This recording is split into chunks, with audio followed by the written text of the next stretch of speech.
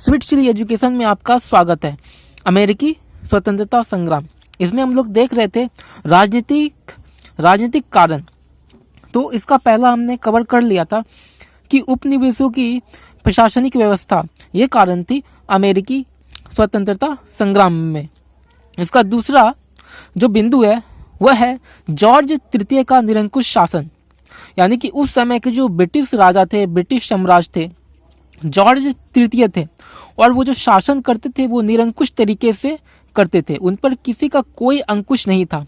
उनके मन में जो आता था वैसा वो हुक्म चलाते थे, वैसा वो कानून थोप देते थे, मंत्रिमंडल की अनदेखी करते थे।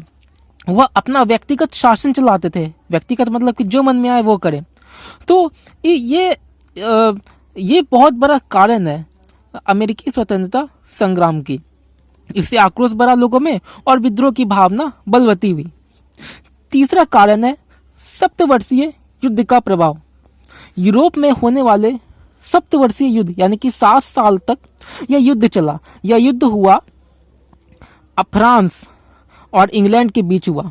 तो जब यह युद्ध फ्रांस और इंग्लैंड के बीच हुआ तो उस समय अमेरिका भी इंग्लैंड के साथ आ गए।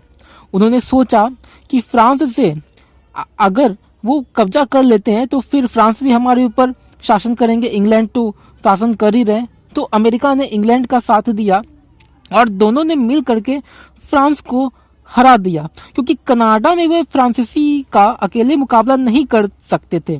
और सप्तवर्षीय जो 7 साल तक युद्ध चला, इससे फ्रांस बुरी तरह हार करके और अमेरिका से हट गया।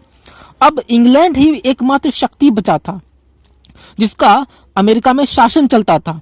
तो अब अमेरिका में जो लोग रहते हैं उनको अब इंग्लैंड को ही उखाड़ के फेंकना था। तो इस युद्ध ने क्या किया कि उसमें जो है औद्योगिकीकरण बढ़ा। इस युद्ध के कारण मतलब कि जो सामान होते हैं अस्त्र शस्त्र बनाना, उसे नए नए उद्योग लगे और बहुत ही भारी मात्रा में अस्त्र शस्त्र उपलब्ध हो गए। अस्त्र शस्त्र बनाने वाले जो कल कारखाने होते हैं वो उपलब्ध हो गए और इस तरह से इंग्लैंड के साथ संघर्ष करने को वे लोग अब तैयार हो चुके थे। इसलिए कहा जाता है कि सप्तवर्षीय युद्ध में इंग्लैंड की विजय से ही अमेरिका का इतिहास प्रारंभ होता है।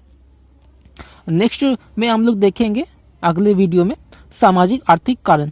नेक्स्ट वीडियो में